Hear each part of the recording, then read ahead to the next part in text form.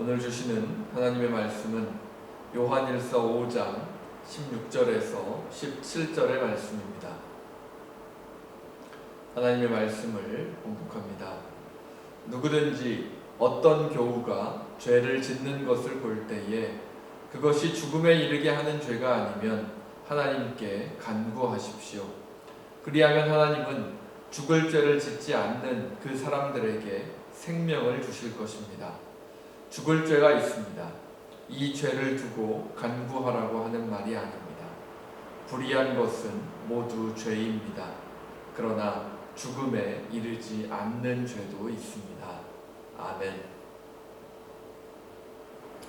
오늘도 요한일서의 본문을 함께 살펴보도록 하겠습니다. 지난 시간에는 하나님의 뜻에 따라서 우리가 드리는 기도에 대해서 함께 살펴보았습니다. 우리의 마음속에 있는 우리의 생각과 우리의 기준과 우리의 욕심을 하나님의 뜻이라고 착각하면서 기도해버리고 믿어버리는 것이 아니라 우리가 진정으로 하나님의 뜻을 깨닫고 그 하나님의 뜻을 구하면서 기도할 수 있다면 하나님 안에서 그 기도가 모두 응답받게 될 것이다 라는 하나님의 말씀을 우리가 함께 살펴보았습니다. 오늘은 하나님 앞에서 바라볼 수 있는 죄의 모습에 대해서 함께 살펴보려고 합니다. 오늘 말씀을 통해서 하나님 앞에선 나의 모습을 다시 한번 돌아보실 수 있는 우리 모든 성도분들 되실 수 있기를 간절히 바랍니다. 오늘의 본문을 보면 사도 요한은 죄의 모습을 두 가지로 구분하고 있는 것을 볼 수가 있습니다. 죽음에 이르게 하는 죄와 죽음에 이르지 않게 하는 죄가 있다라고 사도 요한은 오늘의 본문을 통해서 이야기해 줍니다. 사도 요한이 이 편지를 쓰고 있었던 그러한 시대적인 상황을 우리가 살펴본다면 사도 요한이 죄를 이렇게 두 가지로 구분했던 그 배경이 어디에 있는지를 이해할 수 있을 것 같습니다. 사도 요한이 이 편지를 쓰던 시기는 초대교회의 시기로서 예수 그리스도의 복음이 전 세계를 향해서 전파되던 시기이기도 했지만 한편으로는 로마 제국의 박해로 인해서 수많은 사람들이 기독교 신앙을 가졌다가 다시 로마 황제에게로 돌아가는 그러한 배교의 모습들이 너무나 많이 나타나던 그러한 시기이기도 했고 또 수많은 이단들이 나타나고 또 숫자를 셀 수 없는 수많은 우상 숭배에 관한 그러한 사상들이 많은 사람들을 잘못된 길로 인도하고 있었던 그러한 시기이기도 했습니다. 그렇기에 오늘의 본문에 나타난 사도 요한의 죄에 대한 구분, 즉 죽음에 이르게 하는 죄와 또는 죽음에까지는 이르지 않게 하는 죄가 있다라는 부분은 이러한 시대적인 배경을 생각해 본다면 우리가 좀 더 쉽게 이해할 수 있을 것 같습니다. 그리고 오늘의 본문에 나타난 이 사도 요한의 죄에 대한 부분은 구약 성경에서 죄에 대해서 이야기했던 그러한 생각들을 바탕으로 사도 요한이 썼다라고 생각할 수도 있을 것 같습니다. 구약에서 말하는 죄에 대한 구분은 어떠한 것이 있습니까? 많이 구분할 수 있겠죠. 근데 그 중에서 딱 두 가지 정도로만 구약 성경에 나타난 죄를 구분해 본다면 부주의해서, 그러니까 실수로 지은 죄가 있고 그것이 아니라 고의적으로 의도를 가지고 지은 죄가 있다라고 생각해 볼 수 있을 것 같습니다. 부주의해서 지은 죄, 실수로 인해서 지은 죄는 희생 제사를 통해서 용서받을 수 있지만 반복적이고 고의적인 마음을 가지고 지은 죄는 오직 그 죄를 지은 사람의 죽음으로서만 용서받을 수 있다라고 구약 성경은 이야기합니다. 사도 요한이 살아가던 이 초대 교회의 시대는 어떻습니까? 예수 그리스도를 믿는다라는 것, 내가 신앙을 가진다라는 것은 바로 내가 살 수 있느냐, 아니면 죽어야 하느냐에, 즉 삶과 죽음의 경계를 결정짓는 결정이 되기도 하였던 그러한 시대였습니다. 그리고 예수 그리스도 안에서 신앙을 가진다라는 것은 로마 시민으로서 내가 지금까지 누리고 있었던 모든 사회적인 권리와 나의 정상적인 생활과 나의 자녀들에게 주어져 있는 앞날에 대한 모든 보장된 권리들을 한순간에 포기할 수도 있게 하는, 즉 어떻게 보면 포기해야만 하는 그러한 삶의 중대한 결정이었다라는 것이죠. 그렇기 때문에 사도 요한은 이 죄에 대한 구분을 죽음에 이르게 하는 죄와 또 죽음에까지는 이르게 하지 않는 죄로 이렇게 구분이 가능했던 것 같습니다. 그러나 이러한 구분을 지금 우리가 살아가고 있는 이 시대로 가져오면 어떻게 될까요? 지금 우리가 살아가는 이 시대도 이 죄는, 이러한 잘못은 죽음에 이르게 하는 죄다. 이러한 죄는 죽음에까지는 이르게 하지 않는 죄다 라고 이렇게 분명하게 구분지어서 우리가 생각할 수 있을까요? 그럴 수 없을 것 같습니다. 이렇게 단순히 두 가지로 구분하기에는 우리가 살아가는 이 시대는 너무나 복잡하고 또 너무나 많은 사람들의 서로 다른 배경과 생각들이 함께 공존하고 있기 때문입니다. 그렇기에 우리가 오늘의 본문을 보면서 우리가 주의해야 할 점은 섣불리 죄를 판단하고 구분하면서 또한 다른 사람의 모습을 쉽게 정죄하고 판단하려는 모습이 우리 가운데, 우리의 신앙의 모습 가운데 나타나지 않도록 주의해야 할 것입니다. 그리고 잘못된 판단과 정죄로 또 그것을 통해서 우리가 또 다른 죄를 짓지 않기 위해서는 오늘의 본문에 나타난 사도 요한의 마음을 우리가 잘 이해해야 하겠죠.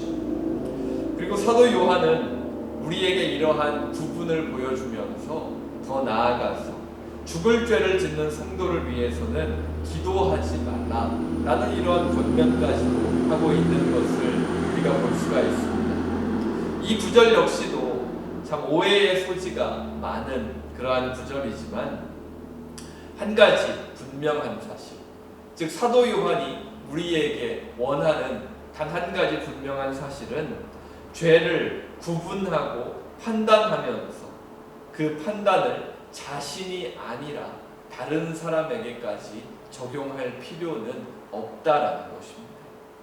내가 죄를 구분하고 판단해서 또한 다른 사람의 모습을 가지고 그 사람의 죄를 구분하고 판단하고 정죄하면서 저 사람은 죽을 죄를 짓고 있는 그런 하나님 앞에서 너무나 큰 잘못을 하고 있는 사람이니까 우리는 저 사람을 위해서는 기도할 필요조차 없다라고 생각해 버릴 필요는 없다라는 것이죠. 그렇다면 사도 요한이 우리에게 바라는 그러한 신앙의 모습은 어떠한 것이겠습니까? 분명한 것은 우리는 죄에 빠진 성도들을 위해서 기도해야 한다라는 것입니다.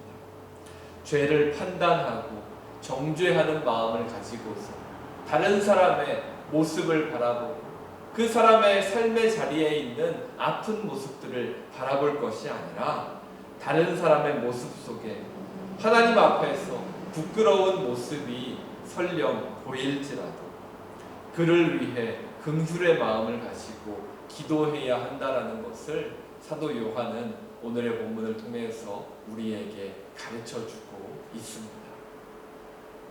앞서 말씀드린 것처럼 우리가 신앙의 길을 걸어가면서 주의해야 할 것은 나의 기준과 생각으로 다른 사람을 판단하고 정죄하는 그러한 모습입니다. 우리는 상대방이 왜 그런 행동을 하는지, 왜 그런 말을 하는지 온전히 이해할 수가 없습니다.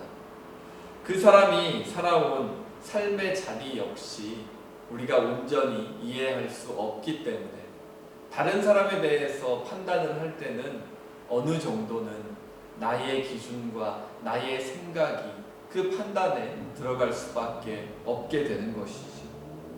그리고 그러한 상황에서 우리가 판단을 한다면 내가 생각하기에는 다른 그 사람이 하는 행동과 말이 나의 생각으로는 이렇게 이해가 되지만 그 사람의 입장에서는 나의 생각과 나의 말을 또한 도저히 받아들일 수 없는 것으로 여기게 될 수도 있게 되는 것이죠.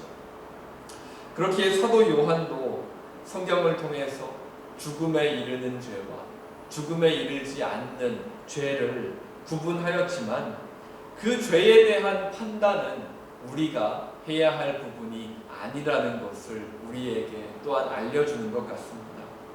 그리고 사도 요한은 우리는 죄 가운데 있는 성도들을 볼 때에 그 성도가 함께 신앙의 길을 걸어가고 있는 우리의 옆에 있는 성도라면, 그리고 그 성도가 하나님 안에서 다시 돌아올 수 있는 성도라면 그를 위해 판단하고 정죄할 것이 아니라 그를 위해 기도해야 한다라고 우리에게 권면해 줍니다.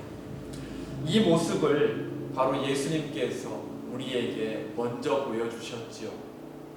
누가복음 22장 31절 34절의 말씀을 함께 읽어보겠습니다. 시몬아 시몬아 보아라, 사탄이 밀처럼 너희를 체질하려고 너희를 소나기에 넣기를 요구하였다. 그러나 나는 내 믿음이 꺾이지 않도록 너를 위하여 기도하였다. 내가 다시 돌아올 때에는 내 형제를 굳세게 하여라. 베드로가 예수께 말하였다. 주님, 나는 감옥에도 죽는 자리에도 주님과 함께할 각오가 되어 있습니다. 그러나 예수께서 말씀하셨다. 베드로야, 내가 내게 말한다. 오늘 닭이 울기 전에 내가 3번 나를 모른다고 할 것이다. 아멘.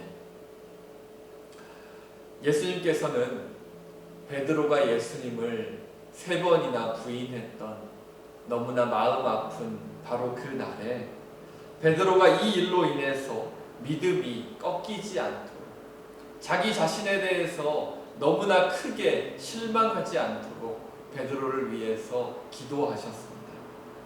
죽더라도 예수님을 배반하지 않겠다고 맹세하였던 제자 베드로가 예수님을 3번이나 부인한 그런 너무나 마음 아픈 날이었지만 예수님께서는 베드로를 위해서 기도하셨습니다.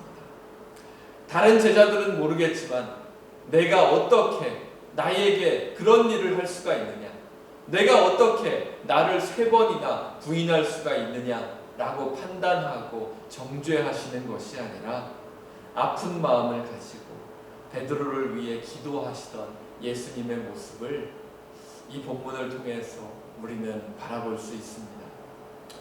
죄의 문제, 구원의 문제 등 우리가 이 신앙의 길을 걸어가면서 판단하기에는 너무나 어려운 것들이 참 많이 있습니다. 이러한 죄의 문제, 구원의 문제를 그런데 마치 자신이 하나님의 대리자가 되는 것처럼 판단하고 정죄하면서 사람들 앞에서 당당히 그것을 선포하고 정말 수많은 사람들을 정말 큰 신앙의 어려움 가운데로 빠뜨리는 그러한 사람들이 있다라는 것을 우리는 교회 안에서도 사실은 쉽게 발견할 수 있죠. 그리고 우리의 삶의 자리에서도 정말 이렇게 쉽게 판단하고 정죄하는 이러한 사람들을 너무나도 많이 만날 수 있습니다. 그러나 우리가 신앙의 길을 걸어가면서 이러한 죄의 문제 또는 더 나아가서 구원의 문제를 만났을 때 우리가 해야 할 일은 사도 요한의 권면처럼, 그리고 예수님께서 우리에게 보여주셨던 것처럼 우리의 기준과 우리의 생각으로 다른 사람을 판단하고 정죄하는 것이 아니라 아픈 마음을 가지고 나를 위해서 먼저 기도하고, 그리고 더 나아가서 그 죄의 모습을 가진 다른 사람을 위해 기도하는 것입니다. 다른 사람을 판단하고 정죄하면 그 판단하고 정죄했던 똑같은 기준으로 너도 동일한 판단과 정죄를 받게 될 것이다 라고 성경은 우리에게 말해줍니다. 다른 사람의 모습 속에 죄의 모습, 하나님 앞에 서 있는 그런 참 아픈 모습, 아쉬운 모습이 발견될지라도 나의 기준으로 정죄하고 판단해버리는 것이 아니라 먼저 하나님 앞에 선 나의 모습을 돌아보고 또 예수님께서 우리에게 보여주셨던 것처럼 예수님을 따라서 그를 위해 아픈 마음을 가지고 기도하실 수 있기를 간절히 바랍니다. 우리의 기준과 우리의 마음을 가지고 다른 사람을 판단해버리고 그를 정죄하는 것은 누구나 할 수 있는 것이고 또 어떻게 생각하면 너무나 쉬운 일이기도 합니다.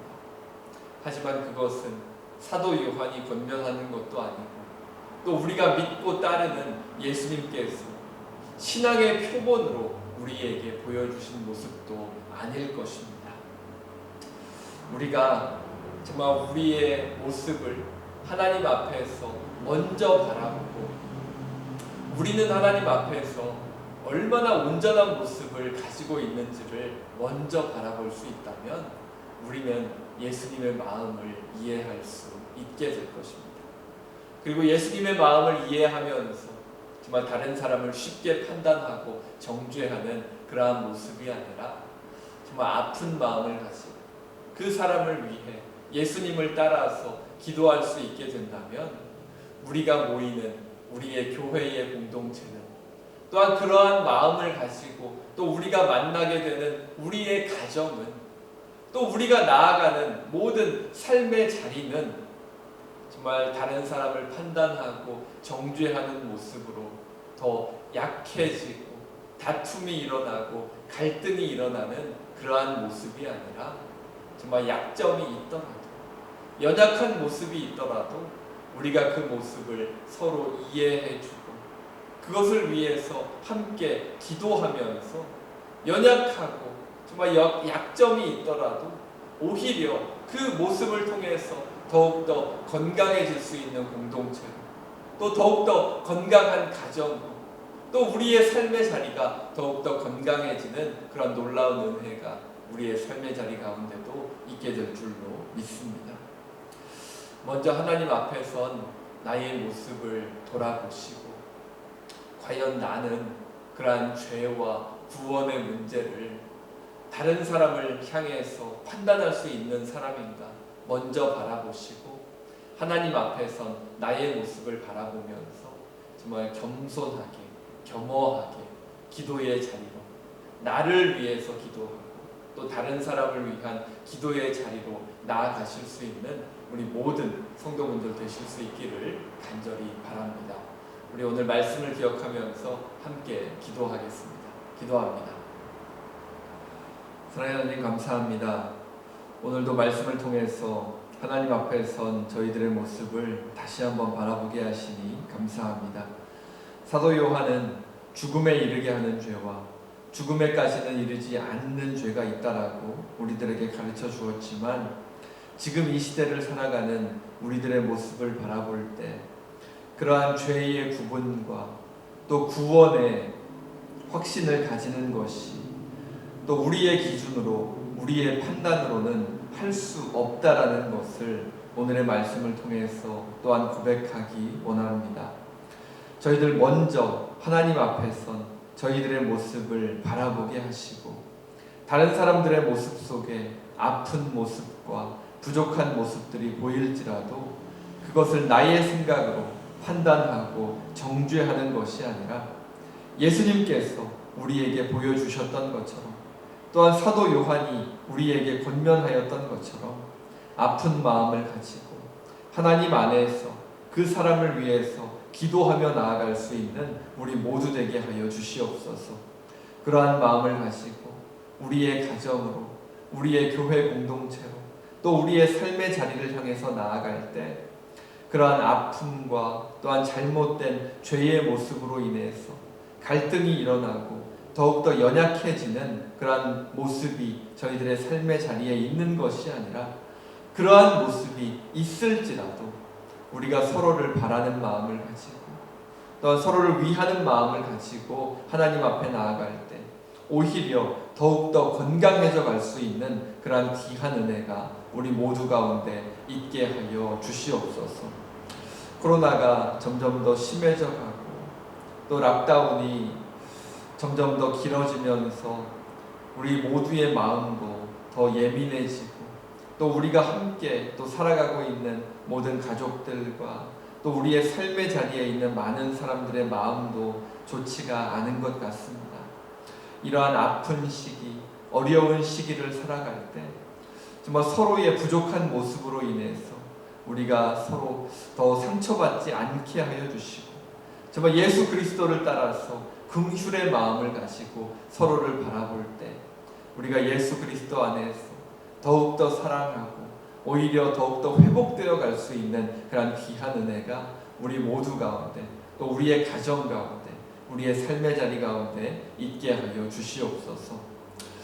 참 많은 어려운 상황들로 인해서 참 많은 고민과 어려움들이 우리 모두의 가정 가운데 있을 줄로 압니다. 하나님 찾아가 주시고 도와주시고 부족한 것들 하나님의 은혜로 채워 주시옵소서. 특별히 몸의 아픔과 마음의 아픔을 가지고 기도할 때 하나님께서 불쌍히 여겨주셔서 하나님의 은혜로 하루하루 더 건강하여지고 회복되어지는 그런 귀한 은혜를 허락하여 주시옵소서. 이 모든 것들 하나님께 위탁하오니 하나님께서 책임져 주시고 인도하여 주시기를 간절히 바라오며 이 모든 것 우리 주 예수 그리스도의 이름으로 기도합니다. 아멘. 이제는 우리 주 예수 그리스도의 은혜와 하나님의 사랑과 성령님의 감동, 감화, 인도하심이 섣부른 판단과 정죄가 아니라 하나님 앞에서 나와 다른 사람들을 아픈 마음으로 바라보며 긍휼의 마음을 가지고 교회로, 가정으로, 이 세상으로 다시 나아가기 원하는 모든 성도들과 그 자녀들과 그 삶의 자리 가운데 지금으로부터 영원토록 함께 하시기를 간절히 축원하옵나이다. 아멘.